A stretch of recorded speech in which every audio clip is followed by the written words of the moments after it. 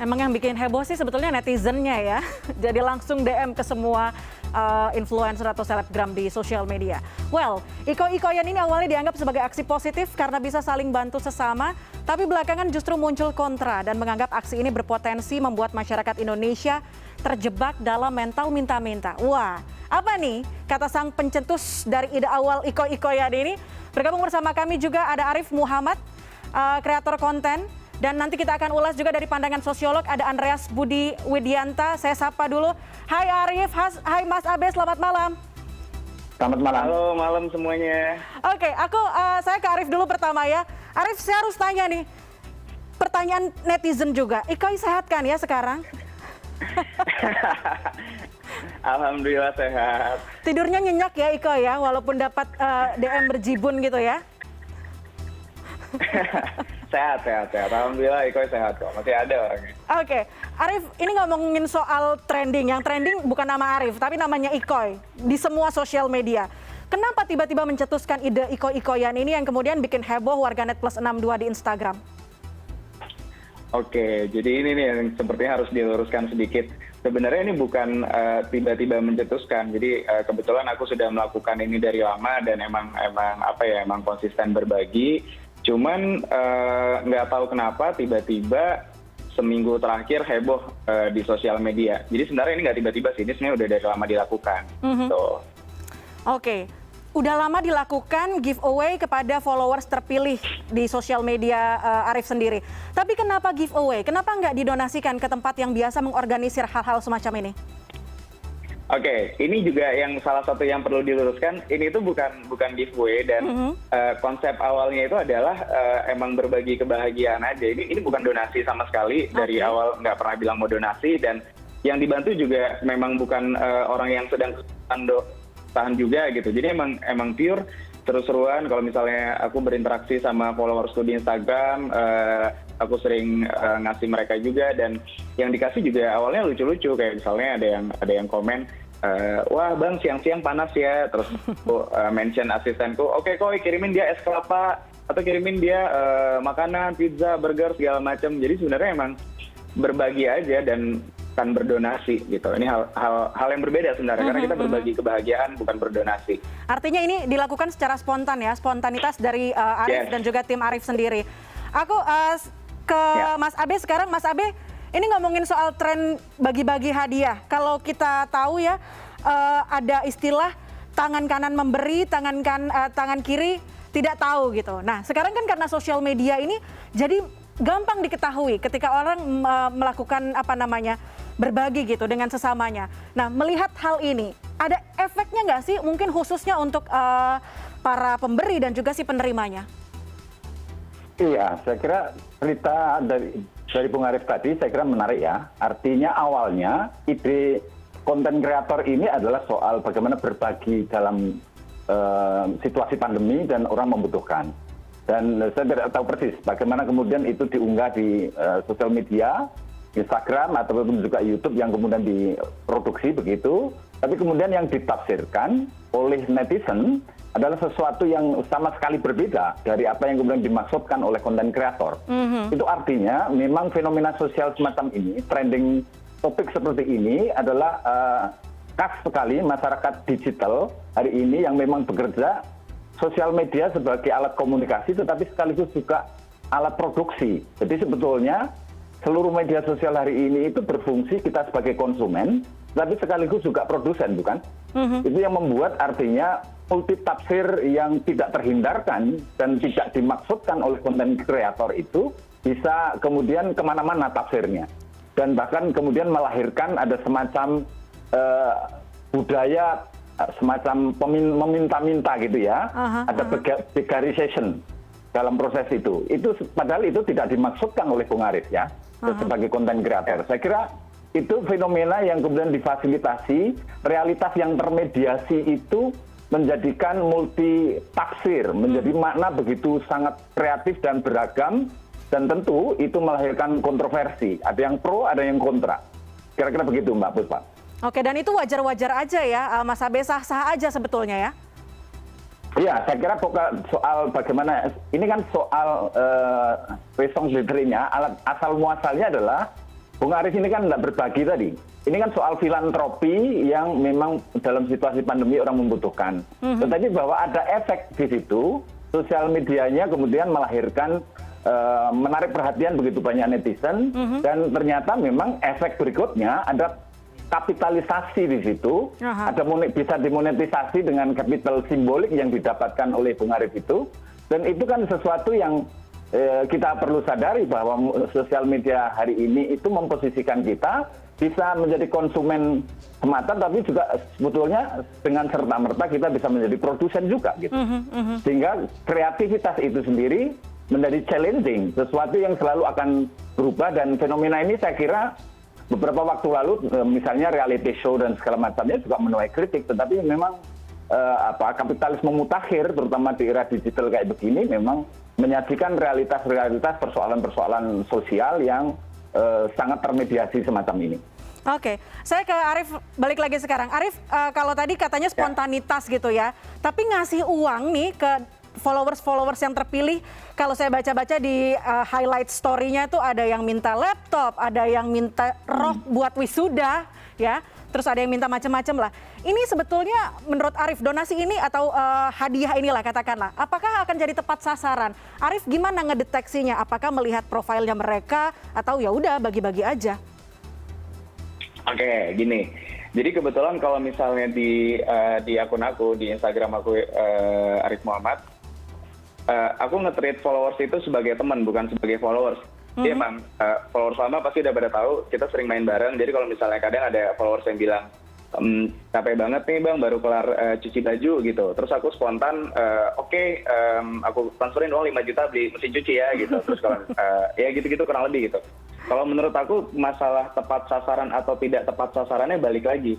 Dari awal emang aku selalu bilang ini berbagi kebahagiaan, bukan berdonasi. Jadi kita nggak perlu mengkotak-kotakan orang. Oh yang boleh kita kasih sesuatu cuman orang yang susah doang, cuman orang miskin doang gitu. Orang yang yang ini nggak pantas dapat, yang itu nggak pantas dapat. Kalau menurut aku itu tidak perlu dikotak-kotakan. Ini sesimpel bikin happy orang aja kok. Jadi karena emang niatnya, oke, ini lagi pandemi, lagi PPKM susah. Siapapun itu, mau dia nggak mampu, mau dia mampu, kalau misalnya kita kasih sesuatu, dia pasti happy lah, sesimpel itu. Ada yang kayak kemarin baru kelar nyuci baju nih, lagi jemur baju bang, katanya kayak gitu. Terus ya udah ini aku transferin 3 juta, abis ini kalau PPKM udah kelar ke salon deh mani pedi gitu. Pasti mereka happy lah gitu, tanpa perlu dicek apapun. Jadi mungkin menurut aku ini yang bikin heboh sebenarnya adalah ketika orang-orang followers di akun aku yang Arief Muhammad tahu cara mainnya exactly, kita itu nggak ada yang minta-minta sama sekali, dan vibe-nya tuh enak gitu kalau di tempat aku.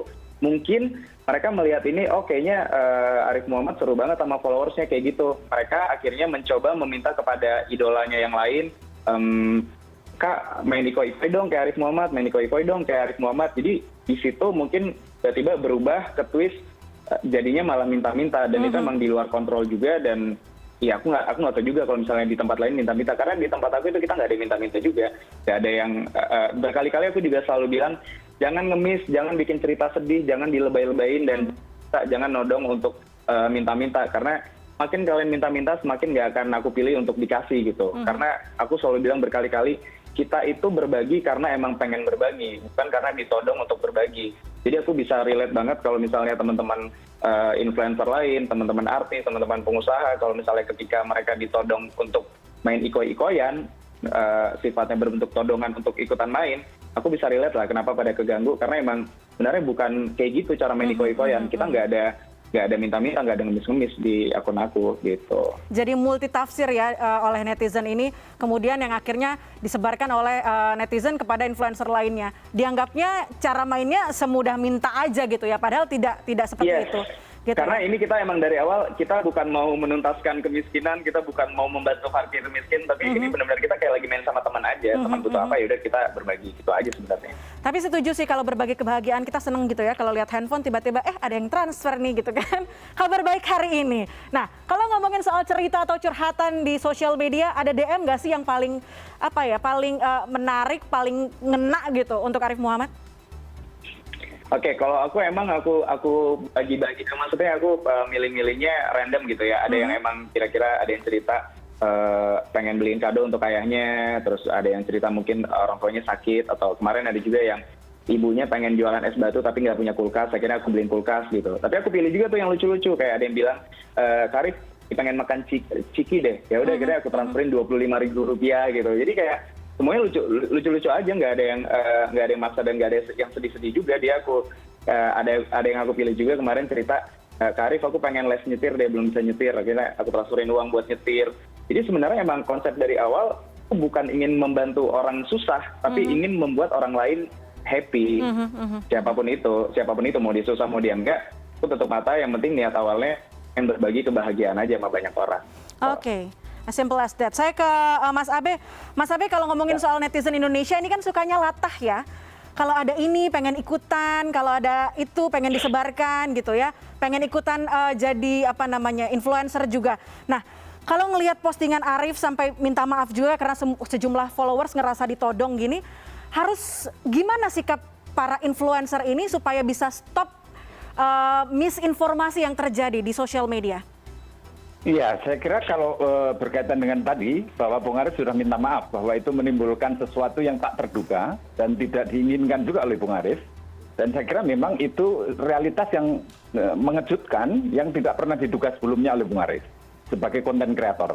Tetapi memang ada implikasi-implikasi yang saya kira bisa diminimalisir tentang bagaimana mentalitas pengemis yang kemudian muncul sebagai semacam kultur di dalam dunia digital hari ini, misalnya melalui media sosial, itu tentu sulit untuk kemudian juga dibendung, karena proses itu juga menjadi multi produksi makna, pemaknaan oleh netizen sendiri kan memang sangat beragam gitu, dan memang itu tak terhindarkan. Maka kalau tadi dikatakan kalau dulu secara bijak orang kalau tanganmu kanan memberi, tangan kiri jangan sampai tahu. Tetapi memang bercerita di kita, di hari ini kan sosial media. Maka bercerita di situ sesungguhnya kemudian ada begitu banyak orang mimesis, orang meniru. Proses meniru itulah yang kemudian menjadi kelatahan dan menimbulkan efek-efek yang tak terduga, yang memunculkan degradation kayak tadi. Semacam kultur mengemis-ngemis dan menjadi sangat tidak nyaman, dan itu juga tidak mendidik mentalitas netizen sendiri gitu. Dan saya kira memang itu soal tren saja ya. Saya kira ini juga momen yang tidak panjang, tapi gejala serupa dalam mungkin akan terjadi dari masa-masa mendatang, yang keterkejutan di dalam media sosial seperti ini ya pasti akan kita temui lagi. Tapi ini hanya tren sementara yang saya kira memang ya begitulah cara mengada kita di hari ini di arena digital, sosial media, dan inilah fenomena realitas masyarakat digital yang kita hidupi hari ini. Oke, tapi kalau berkaca di situasi pandemi, Mas Abe, situasi pandemi ini jadi bikin orang ketika ada orang yang membagikan hadiah, berbagi di sosial media secara terbuka, ini jadi memunculkan, mewajarkan, melumrahkan mental meminta-minta kepada orang yang mungkin dianggap statusnya lebih tinggi daripada mereka? Ya, saya kira filantropis itu ada sejak purbakala ya. Saya kira maksudnya proses yang panjang. Filantropis itu hadir dari proses yang seperti itu, berbagi kebahagiaan, ini kan semangat soal bagaimana punya rasa yang iba tertentu, dan itu kemudian diberikan kepada orang yang membutuhkan dan segala macamnya. Aspek-aspek filantropis ini tentu kemudian ketika diwadahi di dalam sosial media memang ada unsur spektakel. Spektakel itu kayak semacam pamer gitu ya. Semacam bagaimana spektakel society ini itu kayak semacam social exhibitionist. Karena memang dicantumkan di dalam sosial medianya dan seolah-olah itu show off. Padahal mungkin juga sekedar berbagi, bercerita. Tapi kan tafsir dan pemaknaannya begitu sangat kreatif oleh banyak masa ini. Dan saya kira netizen ataupun juga follower di Bung Arif sampaikan tadi, itu juga menggambarkan juga varian-varian jenis yang beragam-ragam. Mungkin ternyata di lingkup dari Instagram yang mengikuti Bung Arif tidak sedemikian mengemis-mengisnya ya, tadi diceritakan, tetapi bahwa di lain tempat itu direplikasi, diulang seperti yang maunya terjadi di Bung Arif Instagram itu ya. Dan ternyata itu juga menimbulkan kerisihan tertentu dari selebgram yang mungkin juga mengalami ditodong, kira-kira ditodong oleh pengikutnya begitu, dan Oke. itu tentu ya mungkin tidak nyaman ya, ada ketidaknyamanan dengan itu semua gitu. Oke, saya ke Arif balik lagi. Arif, kalau ngomongin soal iko-ikoyan ini, mungkin dari awal lah keluar ide nih, Koi transfer, Koi kirim. Kira-kira kalau dihitung udah keluar berapa juta, berapa ratus juta buat ini? Nggak tahu, aku nggak ngitung sih. Tapi ada donaturnya nggak sih? Ada yang dari aku juga. Nah itu dia makanya tadi Pak Abe bilang kan ada kecenderungan show off segala macam. Menurut aku di saat kayak gini sebenarnya sesimpel pola pikirnya, kalau misalnya kita mikir kita takut dibilang show off, takut dibilang pamer, kita nggak bakal berbagi lah kalau misalnya kayak gini. Dan yang selalu aku challenge juga selalu bilang berkali-kali, aku juga tidak suka dengan mental pengemis, dan kalau ada yang mengemis di Instagram aku justru tidak akan pernah aku kasih apapun. Jadi ini bukan tentang kasihan-kasihanan, karena ini emang kita pengen berbagi, bukan pengen menumbuhkan mental pengemis. Cuman karena aku nge-share ini, jadi banyak sekali teman-teman yang ngelihat dan teman-teman yang akhirnya pikir juga, oke, lagi PPKM, lagi banyak orang lagi susah, kebetulan rezeki kita masih lancar, kita masih berlebih, ya kenapa nggak kita berbagi juga gitu. Dan akhirnya teman-teman ada yang melakukan itu di akunnya sendiri-sendiri, ada juga akhirnya teman-teman yang, Rif, titip dong, titip uang, gue juga mau deh bagi-bagi aja gitu. Jadi sebenarnya kalau menurut aku nggak tahu ya siapa yang dirugikan dengan adanya kejadian iko-ikoyan ini, karena sebenarnya orang yang mau berbagi tersalurkan, orang yang followers juga, masyarakat juga bisa mendapatkan happy manfaat. ya. Cuman emang mungkin satu-satunya yang mengganggu adalah ketika orang lain ditodong untuk melakukan hal yang serupa dan sifatnya memaksa. Which is aku juga setuju itu sangat amat tidak benar untuk dilakukan gitu.